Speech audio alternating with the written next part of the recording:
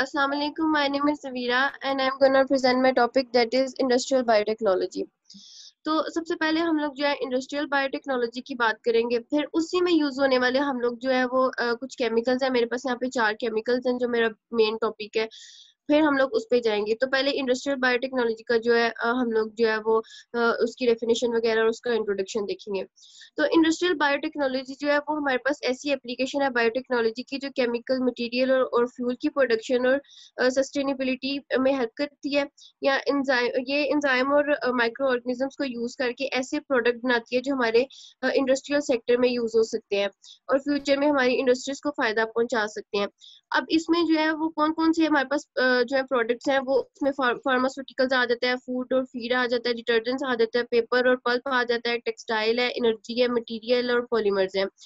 अब हम इंसान जो है वो ऑलरेडी जो है वो बायोटेक से जो है हम लोग जो है फायदा ले रहे हैं एक लंबे अरसे से, और जो है इसके साथ साथ जो है वो हमारे नई टेक्नोलॉजीज भी हमारे पास आ रही हैं जो हमें और ज्यादा जो है इसकी अंडरस्टैंडिंग में हम लोगों को जो है हेल्प कर रही है, और हमारे जो सेल मेटाबॉलिज्म और मटेरियल साइंस में जो है हम लोगों को और डीप तरीके से समझने में हमारे जो है वो हेल्प कर रही है। नेक्स्ट, फिर बात करेंगे कि जो इंडस्ट्रियल प्रोसेस है ना हमारा, वो हमारी बायोटेक्नोलॉजी में हमें बहुत हेल्प कर रहा है। ये कैसे हेल्प कर रहा है कि इसको ये सस्टेन करने में हमारी हेल्प कर रहा है, और इसके जो मेजर फैक्ट्स है ना जिन पे हमारा जो मेन जो हमारा फोकस है जो यूरोपियन सोसाइटी और इकोनॉमिक एक्टिविटी का, उसमें जो है ना ये 3 चीजें हैं जो हमारा मेजर फोकस है, वो एग्रीकल्चर है, इन्वायरमेंटल प्रोटेक्शन है और इंडस्ट्री है। ये जो है उनके लिए एक बहुत बड़ा जो है चैलेंज है कि वो इसी तरह से इन तीनों सेक्टर्स में जो है अपनी जो सस्टेनेबिलिटी है वो उसी तरह उसको सस्टेन रखें। अब इंडस्ट्रियल बायोटेक्नोलॉजी जो है वो मेजर कंट्रीब्यूट कर सकती है और कर रही है, जैसे कि एग्रीकल्चर में जो है वो इसका जो है वो कंट्रीब्यूट कर रही है। फिर जो है क्वालिटी जो है वो उसकी यूरोपियन सिटीजन जो है उनकी जो है लाइफ को बेटर कर सकती है। वो कैसे कर सकती है कि इनोवेटिव प्रोडक्ट्स को बना के अफोर्डेबल कॉस्ट पे, यानी कि सस्ती चीजें बना के जो है वो उनका जो है फायदा पहुंचा सकती है, और इंडस्ट्रीज में जो है वो उसकी इकोनॉमिक्स और एनवायरमेंटल एफिशिएंसी को जो है उसमें हेल्प करके जो है वो जो है इसको सस्टेन रख सकती है और जो है वो मेंटेन कर सकती है और इसको जो है इम्प्रूव कर सकती है। नेक्स्ट,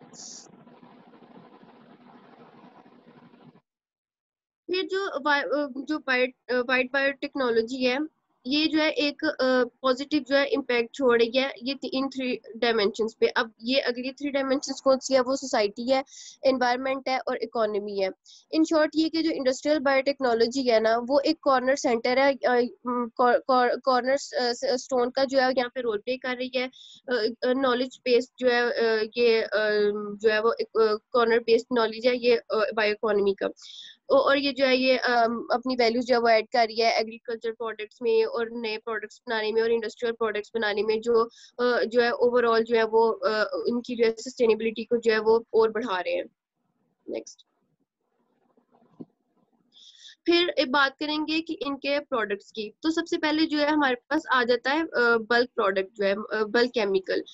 तो बल्क केमिकल में क्या होता है कि फर्मेंटेशन प्रोसेसेस, जैसे हमें पहले से ही पता है कि ऑलरेडी हम लोग जब फर्मेंटेशन प्रोसेस बहुत ज्यादा यूज कर रहे हैं इंपॉर्टेंट केमिकल्स को बनाने के लिए at a very high volume. तो जो इसमें जो केमिकल्स जिनको हम बनाने के लिए वो यूज करते हैं वो उनमें आ जाता है L glutamic acid, citric acid, vitamin C वगैरह आ जाते हैं। अब ये रेंज जो है वो हम ये एक्सपेक्ट कर रहे हैं कि ये जो है दिन ब दिन जो है वो इंक्रीज करेगी, और जो पेट्रोकेमिकल फीड स्टॉक है ना वो मोर एक्सपेंसिव होता जाएगा। तो जो न्यू पॉलीमर्स जो है ना, जैसे कि बायोडिग्रेडेबल प्लास्टिक्स और मोनोमर्स वगैरह जो है, उनकी आगे एग्जांपल्स में है कि जैसे कि for example 1,3 propanediol for novel polyester production have also come on stream. And there is almost unlimited scope for future development based on tailored enzyme or microorganism enzyme. तो फ्यूचर को अगर देखेंगे, फ्यूचर की बात करें तो जो बायोटेक्नोलॉजी है वो हम लोगों को इसकी जो है नए पॉलीमर्स की प्रोडक्शन में जो है को इम्प्रूव करने के लिए और इसके फंक्शन को जो है इम्प्रूव करने के लिए वो नए कन्वेंशनल प्रोसेस जो है वो हम लोग को इंट्रोड्यूस करवाएगी और उसमें जो है हमारी हेल्प करेगी, और this could induce improve liquid crystals and materials with superior mechanical properties to temperature resistance. फिर बात करेंगे बायोफ्यूल्स और बायो एनर्जी की। तो बायोफ्यूल्स और बायो एनर्जी पहले देखते हैं कि है क्या। बायो एनर्जी जो है वो इलेक्ट्रिसिटी को रेफर करती है और गैस को, जो के बाद जो है हमारा ऑर्गेनिक मैटर जो है जनरेट करते हैं, जिसको हम लोग जो है बायोमास भी कहते हैं। ये जो है this can be anything from plants and timber to cultural and food waste, और इवन के जो सिवेज होते हैं वो भी। जो बायो एनर्जी टर्म है उसको हम लोग जो है also covers transport fuels produced from organic matter। फिर दूसरी बात बायोफ्यूल्स की, तो बायोफ्यूल्स जो है वो रिन्यूएबल एनर्जी सोर्स हैं जो कि ऑर्गेनिक मैटर से बनते हैं या वेस्ट से बनते हैं। ये भी जो है हमारे लिए वैल्यूएबल रोल जो है वो प्ले कर सकते हैं reducing carbon dioxide emission. Biofuels जो है वो one of the largest source हैं रिन्यूएबल एनर्जी के लिए जो हम लोग आजकल यूज कर रहे हैं। और जो ट्रांसपोर्ट सेक्टर है उसमें जो है ये they are blended with existing fuels such as gasoline and diesels. फिर असल में इसमें होता क्या है बायोफ्यूल्स और बायो एनर्जी में कि जो यूरोप है उसका जो जो है ना उनका जो एनर्जी इंपोर्ट है ना वो इंक्रीज डिपेंड जो है ना कर रहा है, जो है वो उसकी जो इंक्रीज होती जा रही है उसकी डिपेंडेंट जो है वो एनर्जी इंपोर्ट्स पे। तो क्या होता है कि एनर्जी इंपोर्ट्स पे भी वो जो है उनकी डिपेंडेंस जो है वो इंक्रीज कर रही है और इंडिजियस सोर्स जो है उन पे भी कर रही है of energy will play an important role in reducing this independence। अब हमारे पास यहाँ पे the EU is a small user of biofuels in world term but has ambitious target to increase biofuels substitution of both petrol and diesel to 5 to 75% by 2010 rising to 20% 2020। यानी कि ये हम लोगों के पास जो है 2010 से लेके अब तक जो है इस पे इतना जो है ना हमारे पास ये इंक्रीज हुआ है।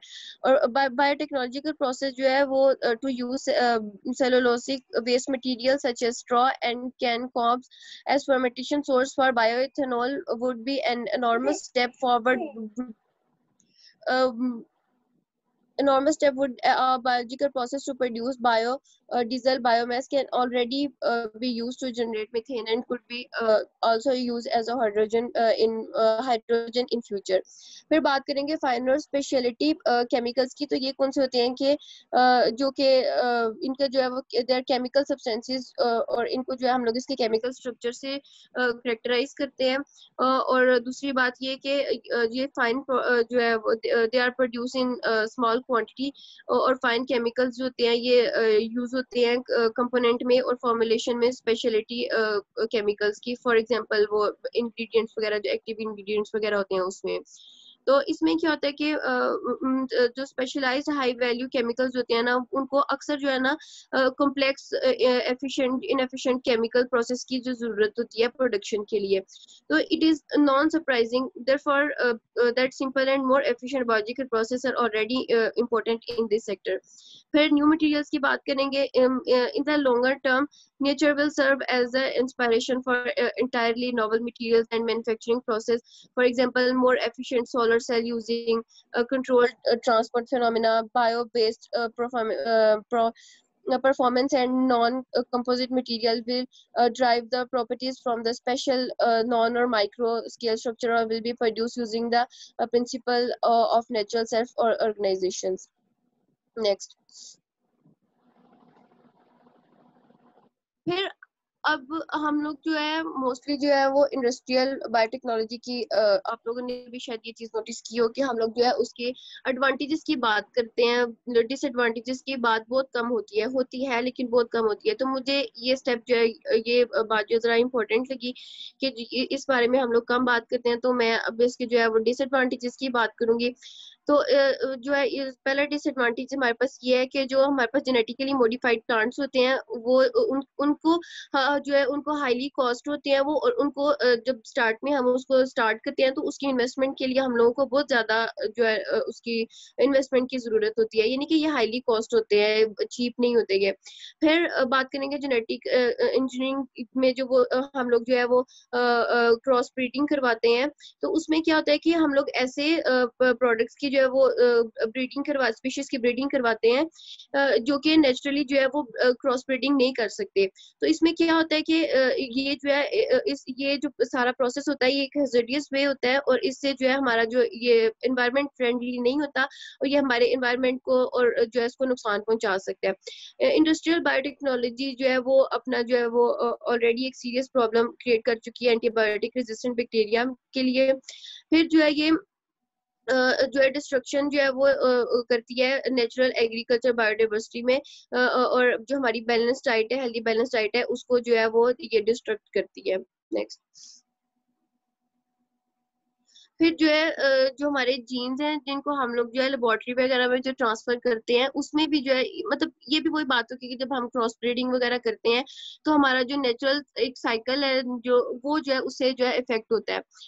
फिर एनवायरमेंटल कॉन्सिक्वेंसेस जो है हमारे जेनेटिक इंजीनियरिंग के जो है would prove to be widespread and very damaging, यानी कि ये फैल रहे हैं और बहुत ज्यादा हम लोगों को नुकसान पहुंचा रही है एनवायरमेंटली भी। फिर जो है जो हम लोग जो क्रॉप्स हैं, जो ये भी जेनेटिक इंजीनियरिंग जो क्रॉप्स होते हैं जिनको हम लोग जो है आर्टिफिशियली जो हम लोग जो उसको ऑल्टर करते हैं, वो भी क्या करता है कि हमारे जो है वो नेचुरल जो फार्मिंग प्रोसेस है उसको बिल्कुल ही वो खत्म कर देता है, और जो हमारा ये नेचुरल एक प्रोसेस है वो खत्म होता जा रहा है और इफेक्ट हो रहा है वो भी इससे। नेक्स्ट, फिर अब बात करेंगे, ये तो बात होगी इंडस्ट्रियल बायोटेक्नोलॉजी की। फिर अब इसमें जो यूज होने वाले जो 4 केमिकल्स थे उनकी बात करेंगे। तो सबसे पहले मेरे पास जो केमिकल है वो एथेनॉल है। एथेनॉल जो है वो एक केमिकल कंपाउंड है, ये एक सिंपल अल्कोहल है, और इसका ये केमिकल फार्मूला है C2H6O। इसका फार्मूला जो है वो इस तरह से भी लिखा जा सकता है CH3CH2OH, और या फिर इस तरह से भी लिखा जा सकता है C2H5OH, और इसको हम लोग जो है अक्सर एब्रीवेट करते हैं ETOH से। एथेनॉल जो है वो एक वोलेटाइल फ्लेमेबल कलरलेस लिक्विड है, और इसका जो है वो स्लाइड कैरेक्टरिस्टिक ऑर्डर है।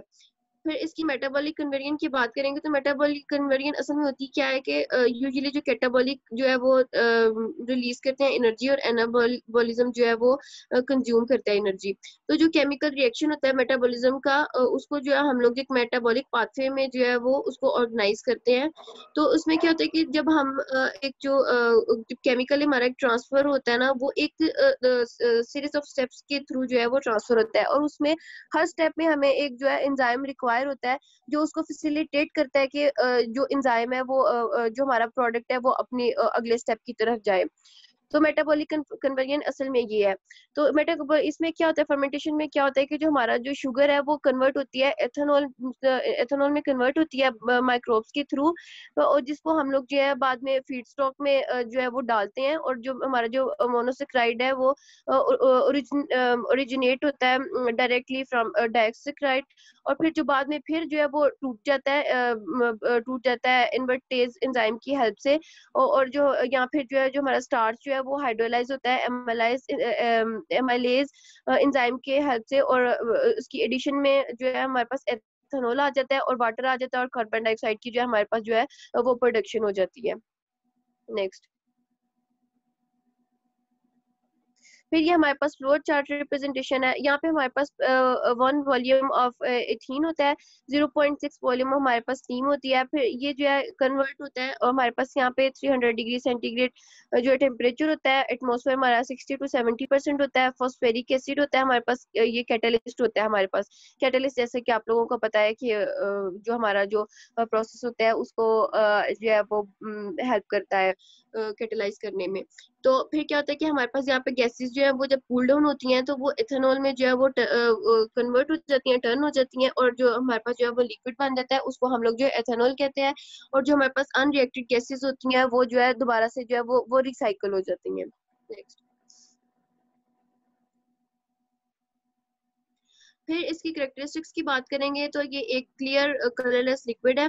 इसकी जो है एक प्लेजेंट ऑडर है, यानी कि इसकी खुशबू जो है वो स्मेल जो है वो इसकी प्लेजेंट स्मेल है। फिर इस हाईली फ्लेमेबल है, और इसका जो टेस्ट है वो बर्निंग टेस्ट है। फिर इथाइल अल्कोहल जो है ये कॉमनली अब्यूज ड्रग है, जो दुनिया में यूज हो रही है। 75% जो अडल्ट है वो रेगुलरली अल्कोहल को जो है यूज कर रहे हैं। फिर जो यूनाइटेड स्टेट में 18% जो अडल्ट हैं उनको जो है हैवी ड्रिंकर्स जो है वो क्लासीफाई किया गया है, उसमें क्लासीफाई किया गया है। अप्रोक्सीमेटली 10% जो है वो जो है अल्कोहलिक्स हैं। जो है इसकी कॉस्ट जो है ना वो अल्कोहल की वो एक्सीड कर रही है $200 बिलियन जो है एनुअली। नेक्स्ट,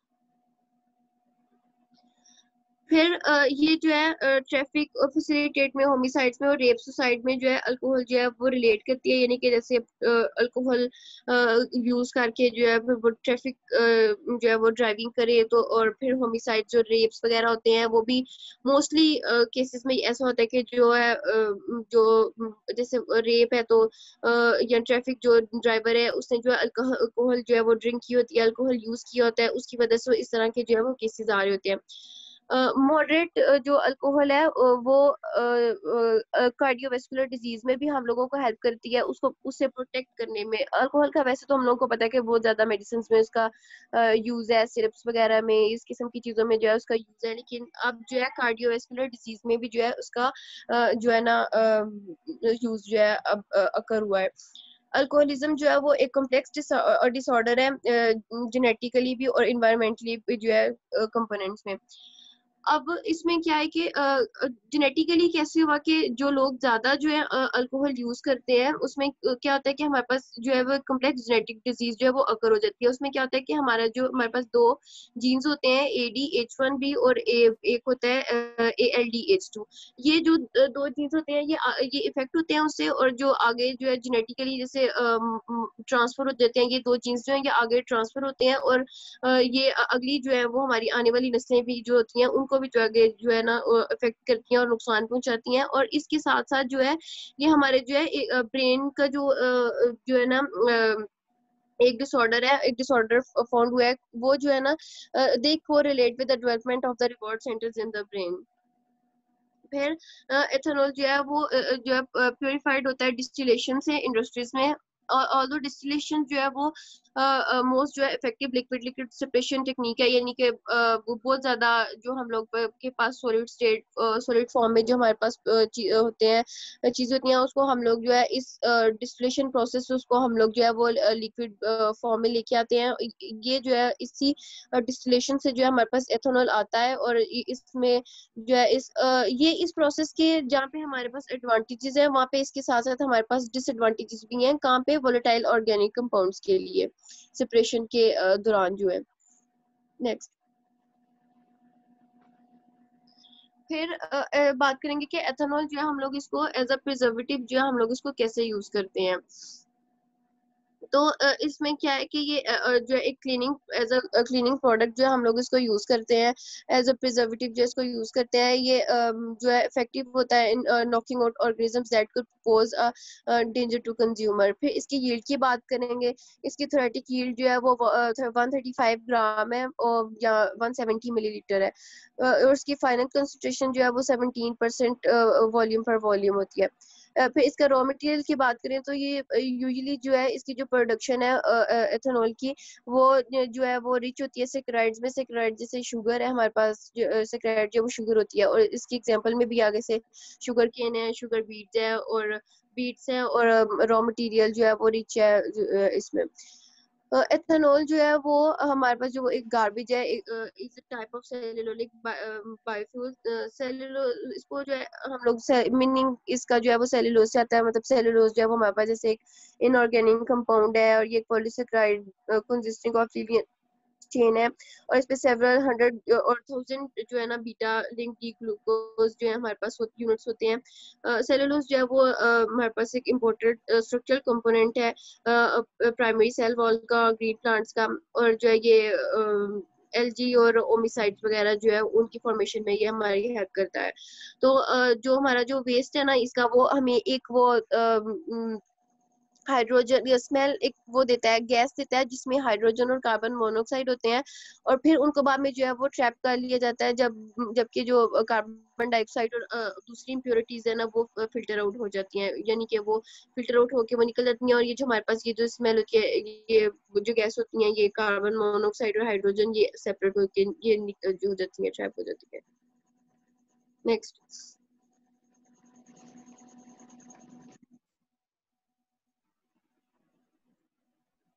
फिर हम इथाइल अल्कोहल की जो है बात करेंगे।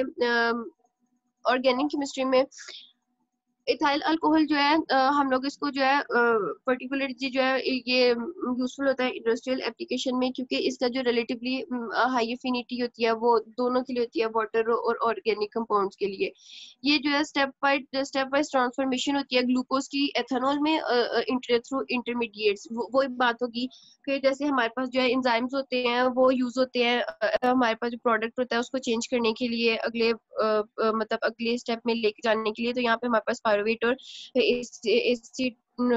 एसिटाल्डिहाइड है जो इसको जो है इसकी ट्रांसफॉर्मेशन करता है। नेक्स्ट,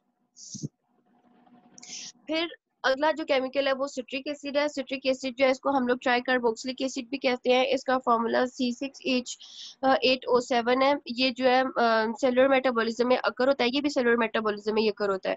और ये जो है स्पेशली जो है ये लेमन लाइम जूस और फर्मेंटेशन, शुगर की फर्मेंटेशन में जो है से ऑब्टेन होता है। और ये चीफली जो है हम लोग इसको फ्लेवरिंग में जो है वो यूज करते हैं। इसकी फिजिकल प्रॉपर्टीज की बात करें तो सिट्रिक एसिड जो है इसको हम लोग डायरेक्टली आइसोलेट करते हैं extraction method by precipitation. Precipitation का भी हम लोगों को पता है कि एक सॉलिड फॉर्म से जो है हम लोग लिक्विड फॉर्म में जब एक प्रोडक्ट को लेके जाते हैं तो वो प्रेसिपिटेशन के थ्रू हम लोग जो है उसको लेके जाते हैं।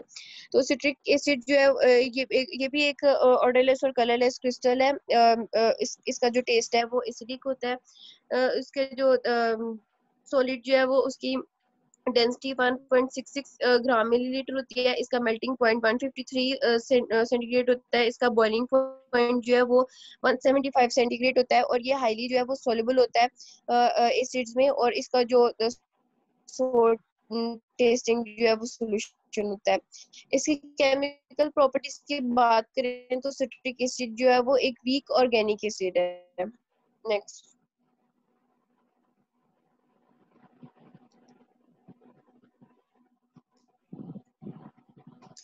सिट्रिक एसिड की प्रोडक्शन की बात करें तो ये फर्मेंटेशन जो है वो हमारे पास इकोनॉमिकली जो है वो यूज होने वाला एक प्रोसेस है जिससे हम लोग ये सिट्रिक एसिड प्रोडक्शन करते हैं। इंडस्ट्रियल जो सिट्रिक एसिड प्रोडक्ट को कैरी करते हैं, तो सबसे पहले हमारे पास सरफेस फर्मेंटेशन है, सबमर्ज फर्मेंटेशन है और सॉलिड स्टेट फर्मेंटेशन है।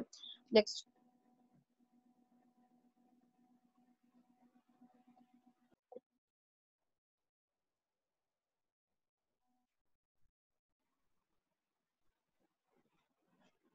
मरियम।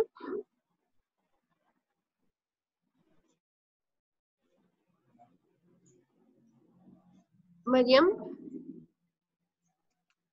सवीरा तुम बोलती जाओ। सरफेस सरफेस फर्मेंटेशन जो है वो स्पर्जिलस नाइगर जो है उसमें उसकी हेल्प से होती है राइस ब्रान के सरफेस पे। इसमें ये जो सबसे पहले जो है जापान में हुई थी, और इसमें क्या होता है कि यहाँ तो ये होता है flat aluminium solution, liquid solution.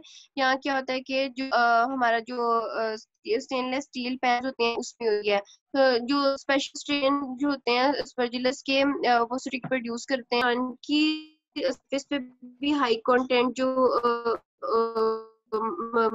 High metal content होता है, लेकिन हम लोग यूज करते हैं। फिर हमारे पास सबमर्ज फर्मेंटेशन आ जाता है। इसमें क्या होता है कि हमारा जो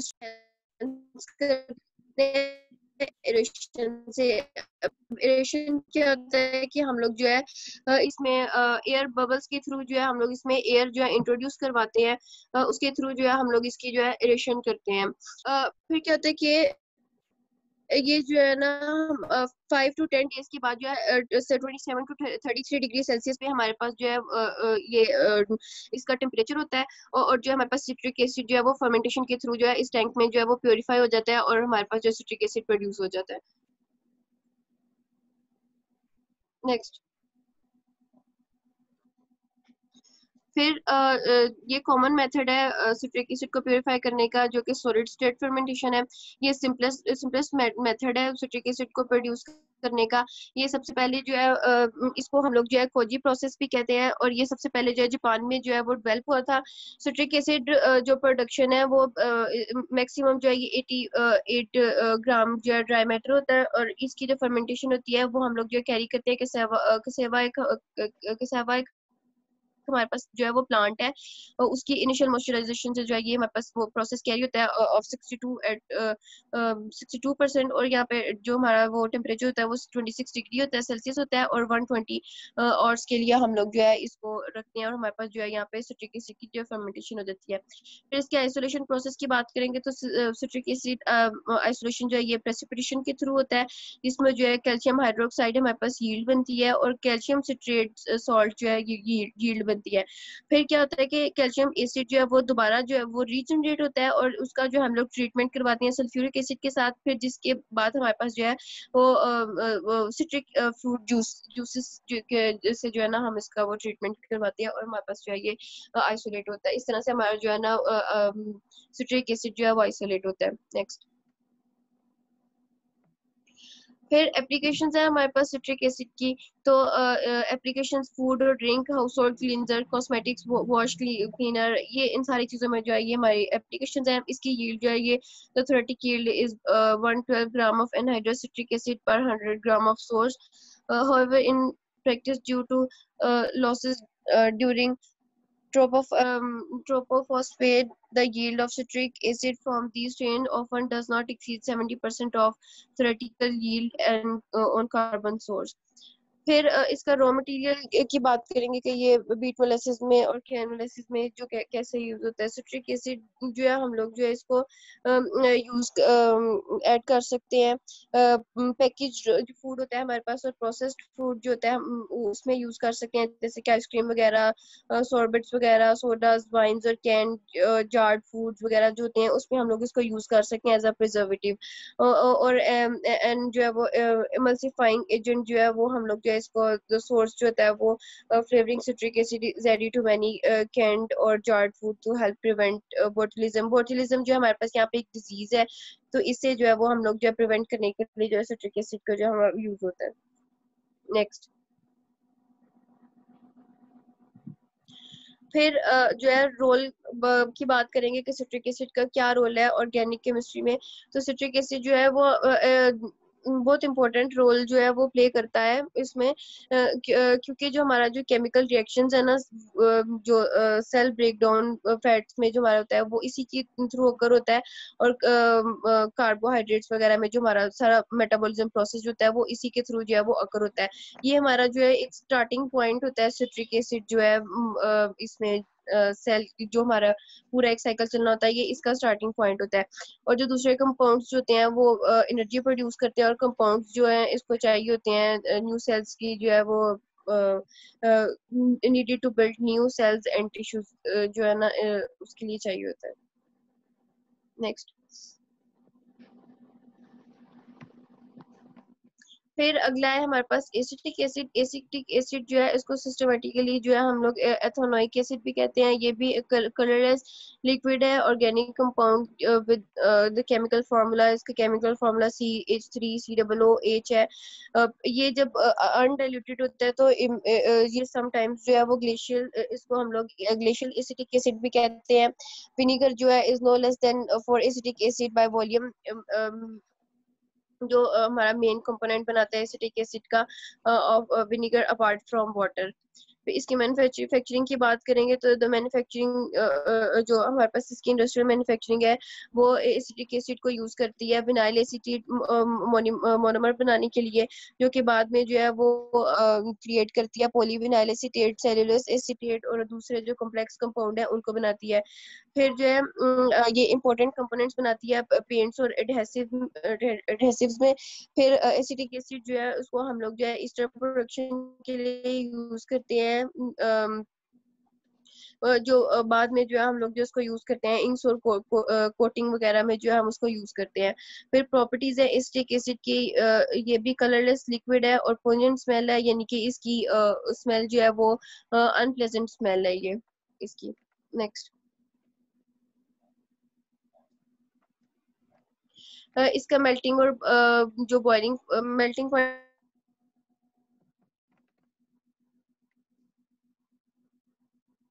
की बात करें तो वो इसका ग्लेशियर एसिटिक एसिड जो है वो हाईली क्रोसिव होते हैं मेटल्स के लिए, सोलुबल होते हैं या अल्कोहल्स में, ये मिसिबल होते हैं जो बाद में जो है हम लोगों को जो दो मिक्सचर्स को जो मिला के जो हमारे पास मिक्सचर होता है उसको हम लोग मिसिबल कहते हैं, विद वाटर, ग्लिसरॉल, ईथर और एसीटोन, बेंजीन, और इनसोलुबल जो होता है ये कार्बन डाइसल्फाइड में। फिर इसके प्रोडक्ट्स की बात करेंगे, प्रोडक्शन की बात करेंगे एसिटिक एसिड की, तो एसिटिक एसिड जो है इसको हम लोग जो है ये इन 4 स्टेप्स के थ्रू जो है इसको हम लोग प्रोड्यूस करते हैं। सबसे पहले जो हमारे पास कन्वर्जन होती है स्टार्च की जो है शुगर में, एक अमाइलेज एंजाइम होता है उसके थ्रू। फिर एनारोबिक कन्वर्जन होती है हमारे पास शुगर की जो एथेनॉल से यीस्ट फर्मेंटेशन के थ्रू। फिर कन्वर्जन होती है हमारी एथेनॉल की बाय हाइड्रेटेड एसिटाइल एल्डिहाइड, ये भी हमारे पास एंजाइम है, इसके थ्रू इसकी कन्वर्जन होती है। फिर फाइनली जो हमारे पास जो है ना डिहाइड्रेशन हो जाती है एसिटिक एसिड की, और जो ये बाद में जो है हमारे पास एल्डिहाइड डिहाइड्रोजिनेज एंजाइम जो है वो प्रोड्यूस जो है वो करता है, इसकी डिहाइड्रोजनेशन करता है एसिटिक एसिड की। नेक्स्ट, फिर इसकी रॉ मटेरियल की बात करेंगे तो हमारा जो मोस्टली जो एसिटिक एसिड होता है वो बनता है मेथनॉल कार्बोनाइलेशन के थ्रू, जिसमें क्या होता है कि मेथनॉल और कार्बन मोनोऑक्साइड जो है वो रिएक्ट करते हैं एसिडिक प्रोड्यूस करने के लिए, एसिटिक एसिड प्रोड्यूस करने के लिए। फिर क्या होता है कि जो कंपाउंड जो मिसिबल कंपाउंड जो होता है ना हमारे पास वो विद एथेनॉल, वो ethyl ether acetone and benzene, ये सारे जो है ये सोलुबल होते हैं फिर कार्बन टेट्राक्लोराइड में और कार्बन डाइसल्फाइड में। फिर इसकी आइसोलेशन है, फिर आइसोलेशन में क्या होता है कि एसिटिक एसिड जो है बैक्टीरिया जो है ये इसमें क्या होता है कि हमारे पास जो है एक एगर प्लेट जो है पोटैटो एगर होता है उसमें हम लोग उसको उसके जो है वो डालते हैं और इसकी स्ट्रिकिंग के थ्रू जो है हम लोग इसको जो है प्रिपेयर करते हैं। और फिर उसकी जो कॉलोनीज होती हैं उनका कलर जो है वो येलो कलर होता है और उसको जो बाद में सिलेक्ट किया जाता है प्रिजम्पटिवली और उसको आइडेंटिफाई किया जाता है एज एसिडिक बैक्टीरिया। नेक्स्ट, फिर हमारे पास यील्ड है, यील्ड जिसकी जो थ्योरेटिकल यील्ड है हमारी वो 2.0 मोल है।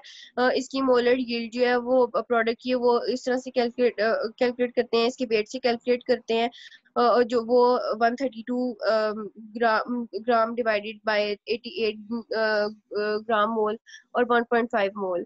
फिर रोल की बात करेंगे एसिटिक एसिड की कि इसका ऑर्गेनिक केमिस्ट्री में क्या रोल है, तो इसका जो इसको जो है हम लोग स्टैंडर्ड बेस का हम इसका ट्रीटमेंट करवाते हैं, तो ये जो है मेटल एसीटेट जो है और वाटर में कन्वर्ट हो जाती है। फिर जब इसको हम हीट करते हैं 440 डिग्री सेंटीग्रेड पे और 824 फ़ारेनहाइट पे, तो एसिटिक एसिड जो है वो डिकम्पोज होता है और हमारे पास जो है कार्बन डाइऑक्साइड और मीथेन प्रोड्यूस करता है। या फिर जो है हमारे पास जो है जो कीटीन और जो वाटर है ना वो प्रोड्यूस हो जाते हैं, ये इसका नीचे रिएक्शन है। नेक्स्ट, फिर जो हमारे पास लैक्टिक एसिड है, ये हमारा चौथा जो है जो लास्ट केमिकल है। लैक्टिक एसिड जो है एक हाइग्रोस्कोपिक ऑर्गेनिक एसिड है। ये जो है नॉर्मली जो है स्पेशली जो है ये मसल टिश्यूज में प्रेजेंट होता है as a by product of anaerobic glycolysis. इसको जो है हम लोग जो है प्रोड्यूस करते हैं कार्बोहाइड्रेट मेटल में यूजुअली बाय बैक्टीरियल फर्मेंटेशन, और यूज जो है स्पेशली जो है हम लोग इसको फूड में, मेडिसिन में, इंडस्ट्रीज में जो है हम लोग इसको यूज करते हैं। अब प्रॉपर्टीज है लैक्टिक एसिड की, लैक्टिक एसिड जो है वो 3 कार्बन ऑर्गेनिक एसिड है। नेक्स्ट, एक टर्मिनल जो इसका एक टर्मिनल का पार्ट होता है वो एसिड होता है और या कार्बोक्सिल ग्रुप होता है। एक टर्मिनल जो इसका वो होता है वो कार्बन एटम होता है और वो मिथाइल जो मिथाइल या हाइड्रोकार्बन का पार्ट होता है। सेंट्रल कार्बन जो होता है वो अल्कोहल ग्रुप उसके पास होता है। जो सेंट्रल कार्बन होता है उसके पास हमारा एक जो है अल्कोहल ग्रुप जो है उसके अटैच होता है। ये सोल्युबल होता है वाटर में लेकिन इनसोल्युबल होता है ऑर्गेनिक सॉल्वेंट्स में। इसकी लो वोलेटिलिटी होती है हाँ। और फिर लैक्टिक एसिड की बात करेंगे कि इसको जो है हम लोग दो मेजर ग्रुप्स में जो है इसको डिवाइड करते हैं। होमो फर्मेंटेड ग्रुप होता है। इसमें क्या होता है कि लैक्टिक एसिड जो है उसको हम लोग जो है एज अ सोल प्रोडक्ट होता है हमारा फर्मेंटेशन ऑफ शुगर। ग्लूकोज जो है ऑलमोस्ट जो है वो लैक्टिक एसिड में जो है वो होती है कन्वर्ट होती है। कैसे कन्वर्ट होती है कि पहले जो है ये डी ग्लाइसरॉल्डिहाइड में कन्वर्ट होती है और 3 फॉस्फेट में कन्वर्ट होती है टू लैक्टिक एसिड। फिर जो है ये इम्बेडन मेयर पाथवे के थ्रू जो है ये कन्वर्ट होती है। एक पाथवे हमारे पास होता है उसके थ्रू ये जो है इसमें कन्वर्ट होती है। फिर जो है ग्लाइकोलिसिस जो है लैक्टिक एसिड में जो है वो मेजर मेजर जो है एंड प्रोडक्ट होता है ग्लूकोज का ग्लूकोज मेटाबॉलिज्म का। फिर टू लैक्टिक एसिड मॉलिक्यूल्स जो है वो जो ईच ग्लूकोज के साथ जो है इसकी जो है वो यील्ड इसकी बनाते हैं जो जो कि 0.90 ग्राम पर ग्राम के जो है से ज्यादा होती है। और जो ओनली होमो फर्मेंटेड लैब जो होती है वो इसमें सिर्फ जो है इसकी कमर्शियल प्रोडक्शन जो है लैक्टिक एसिड की वो अवेलेबल होती है। इसके अलावा और कहीं भी इसकी जो प्रोडक्शन है वो अवेलेबल नहीं होती। नेक्स्ट, हेट्रोफर्मेंटेड ग्रुप की बात करें तो इसमें लैक्टिक एसिड तो प्रोड्यूस होता है। उसके साथ साथ हमारे पास जो है एथेनॉल भी प्रोड्यूस होता है और साथ साथ जो है हमारे पास कार्बन डाइऑक्साइड भी जो है वो भी प्रोड्यूस होती है। फिर हमारे पास जो है एंजाइम एल्डोज जो है उसको हम लोग जो है वो यूज करते हैं और एल्डोज की एंजाइम जो होता है ना ईएमपी पाथवे में वो आगे से जो है स्प्लिट करता है हेक्सोज ग्लूकोज और वो आगे से 3 शुगर जो है मोस्टिस जो है वो उसमें स्प्लिट करता है। कैटाबोलाइज ग्लूकोज इनटू एथेनॉल और साथ जो है कार्बन डाइऑक्साइड भी बनती है और साथ हमारे पास जो है वो लैक्टिक एसिड जो है वो भी बन जाता है। फिर क्या होता है कि ये 5 कार्बन जो है एक्साइलोलोज 5 फॉस्फेट से पाथवे से हम जो है 5 कार्बन जो लेता है रिसीव करता है।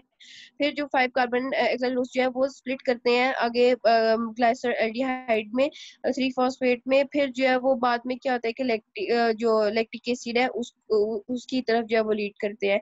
फिर क्या होता है कि 2 कार्बन एसिटाइल फॉस्फेट जो है वो लीड्स टू एथेनॉल।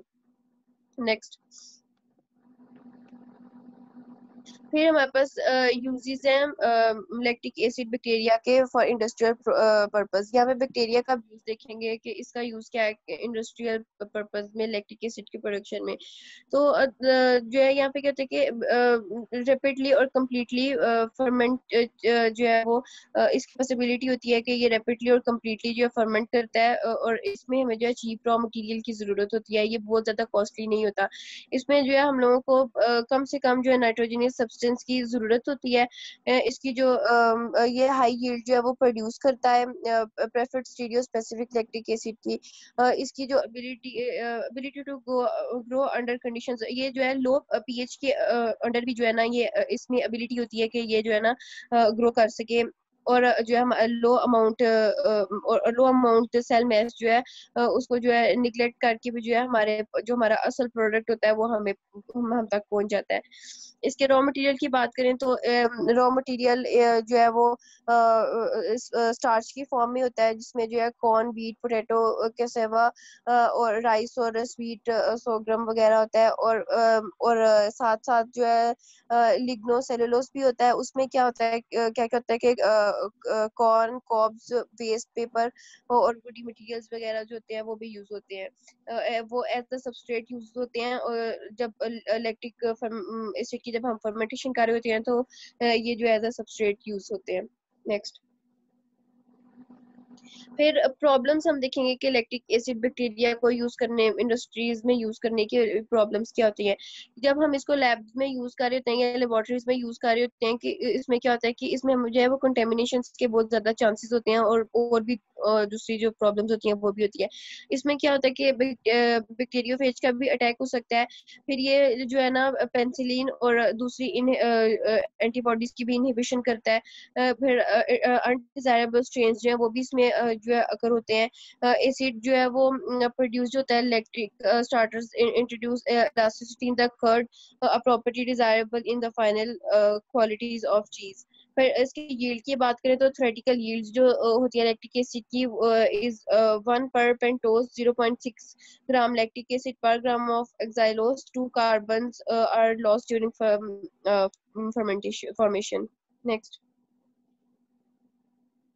फिर हम देखेंगे कि ये फ्रीजिंग में जो है हमारी कैसे हेल्प करता है। फ्रीजिंग जो है हमारी इसकी लैक्टिक एसिड की प्रिजर्वेशन में कैसे हेल्प करता है। लैक्टिक एसिड बैक्टीरिया जो है इसको हम लोग जो है ट्रेडिशनली पिकल से जो है वो जो है आइसोलेट करते हैं by appropriate dilutions with saline, planting on MR sugar supplemented with 1% CaCO3 to distinguish the acid producing bacteria from the bacteria and the incubating anaerobically at 30 degree centigrade for 48 hours. Role जो है हमारा lactic acid का organic chemistry में वो ये है कि इसका फॉर्मूला ये होता है CH3CH2OH और ये जो है कॉन्जुगेट फॉर्म में जो बेस होती है उसको हम लोग जो है लैक्टेट कहते हैं। ये जो है वो सेवरल रोजेस के बायोकेमिकल प्रोसेसेस में इन सॉल्यूशंस में जो है ये आयोनाइज होता है और आयोनाइज करता है प्रोटॉन कार्बोक्सिलिक ग्रुप से, और बाद में जो है हमारे पास लैक्टेट आयन जो है वो प्रोड्यूस कर देता है। इसका मॉलिक्यूलर फॉर्मूला है ये CHO। नेक्स्ट। फिर बैक्टीरिया की बात करेंगे